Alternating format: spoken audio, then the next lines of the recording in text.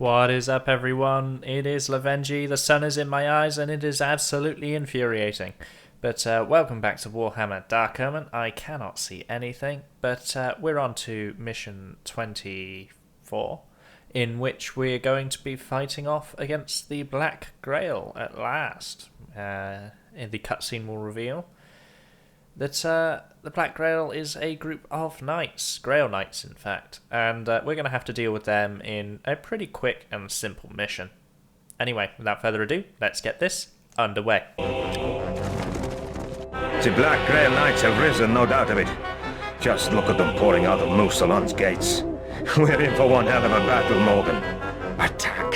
Attack! No mercy!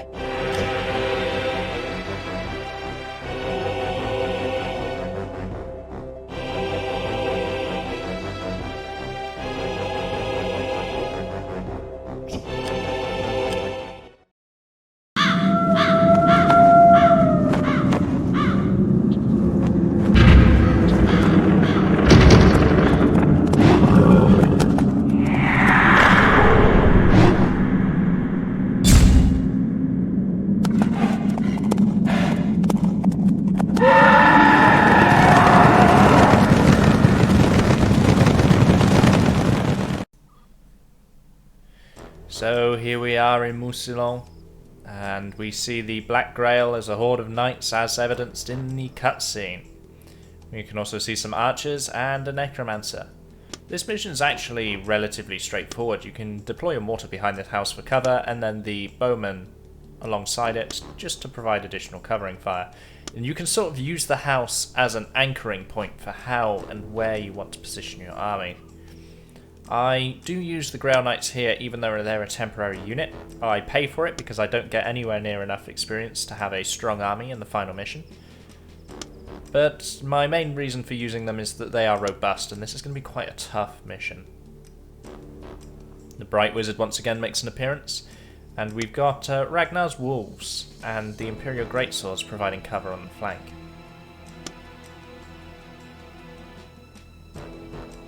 The central front, where the Grudgebringer Cavalry are, is arguably the easiest of the fronts. What you're going to need to be doing is watching for attacks along the east and the west at all times.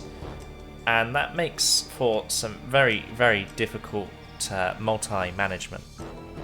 Aye, sir. Hold fire!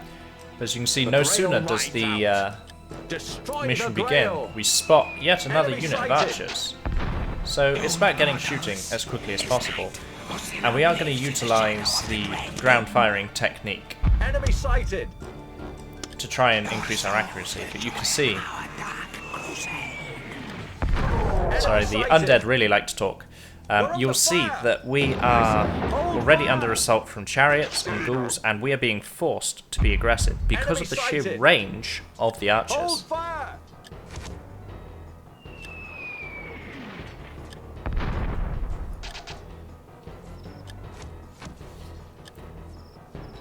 Our focus is on the archer units and not the ghouls, because ghouls are still very easy to deal with. To arms!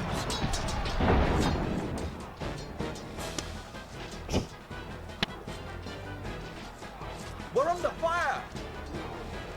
Charge! Charge! The Bright Wizard still has access to the abilities that we require him to be allowed to deal with Chariots, but there are units getting charged by Chariots on the western flank. So as you can already see, you're managing multiple fronts and the mission has only just begun. This mission does play out relatively quickly compared to others, but it's quite noted that you have to be really rather aggressive. And we've already got one of the regiments of archers taken care of. Fortunately, there are no siege weapons, and the Black Grail itself, or the Black Grail Knights, do not take part in the combat until you go past a certain point. So you can push up and be aggressive to deal with this wave before you have to deal with the super unit that is the Black Grail Knights. Charge! We're under fire! We're under fire! Yes, my lord. Yes, my lord. We're under fire! Calvert! To arms! We're under fire!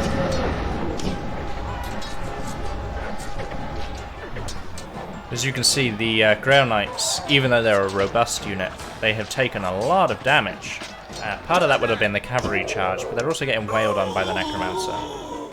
And unfortunately, you do just have to leave the Necromancer a little bit to do what he wants. At least initially. Enemy sighted! So the game reintroduces more of our least favourite unit in the game. That will be the Mummies. The Mummies will be the bane of our existence for the final level, and they'll be the reason that we have a relatively disinteresting tactic for the final level. That combined with the lack of experience that we have picked up along this level. To arms! However, with all that said, we are not scared of fighting the Ghouls, even with wounded armies. Enemy sighted!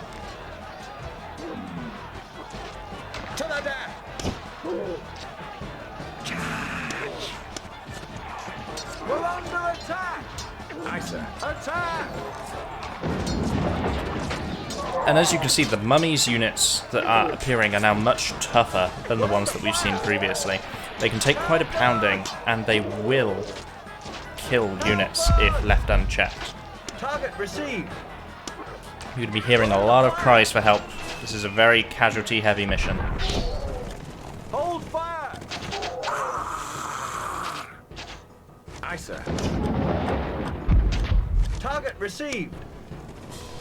Charge! Enemy sighted. Watch your fire! We're under fire!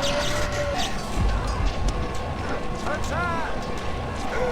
So the Necromancer continues to be a bit of a bother. He teleport raids.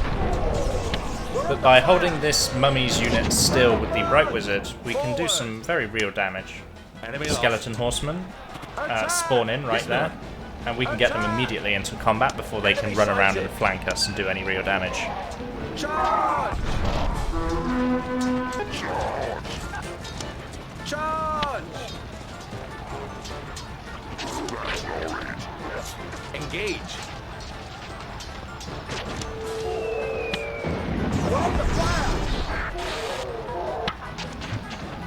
So the Bright Wizard is pretty much solo killing that unit of Mummies. Enemy sighted! Forward! While the Mercenary Ogres and the Grudgebringer Cavalry take care of the other front.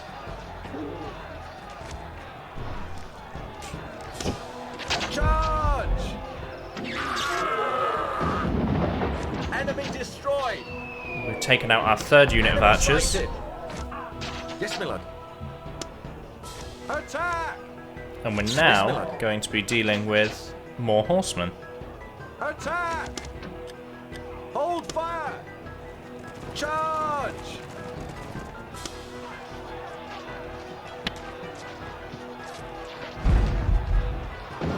As you can see, this is one of those missions that if one unit is out of place, it gets really, really chaotic and you can start to rack up the casualties quite a lot and take a lot of damage. But if you know what you're doing and you play it relatively patiently, you're actually able to manage the damage quite well, so long as you consider this a battle on 3 fronts and make sure that you check on each front sort of in unison.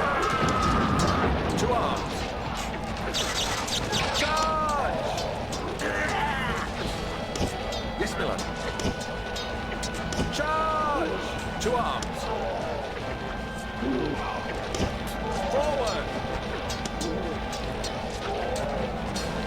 So we're using the archers in the melee just to add even more damage because the Imperial Greatswords are in there with low numbers and they've got the Banner of Defiance on them, so I don't really want them fighting to the death.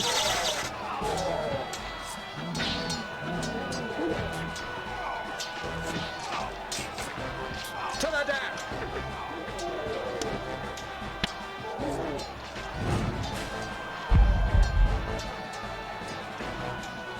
Charge! Again, because the Grail Knights are a temporary unit, even though there's only 3 of them, I don't particularly mind using them, because if they die, I don't actually lose anything from losing them. Yes, Miller. Enemy destroyed. To arms. So, as I mentioned, now that everything else is dead, the Grail Knights are involved. And they immediately make our dwarves run away. To arms. Aye, sir.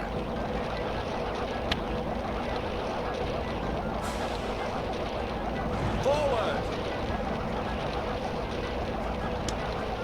Attack. So the Bright Wizard is going to be doing what he can to soften up that regiment. The Black Grail Knights are so unbelievably tough. Enemy sighted. It's really difficult.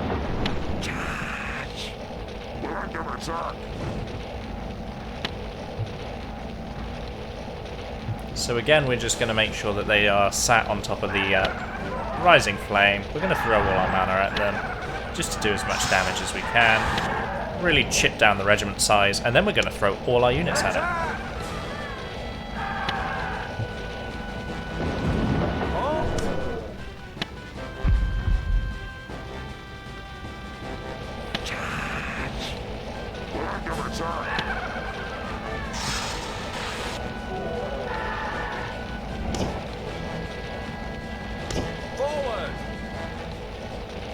But as you can see, we've got barely any infantry left, barely any Grail Knights left. The Grudgebringer Cavalry have lost about 10.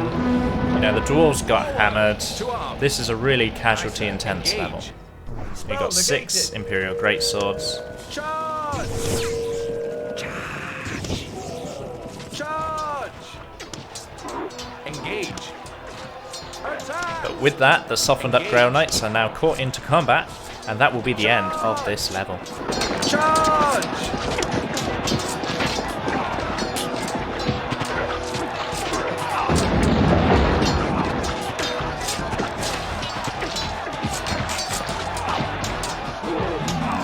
To the death!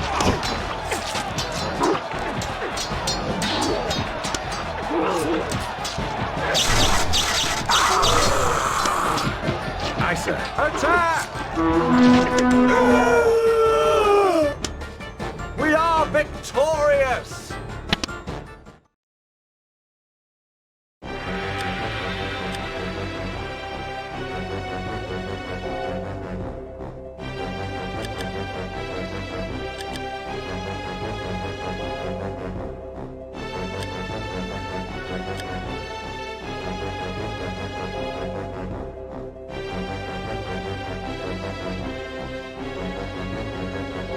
Well, that was mission 24, and we only have one more mission left to go to the end. The final mission is going to be a long one. It's about 45 minutes long, so we'll end this series on a long video.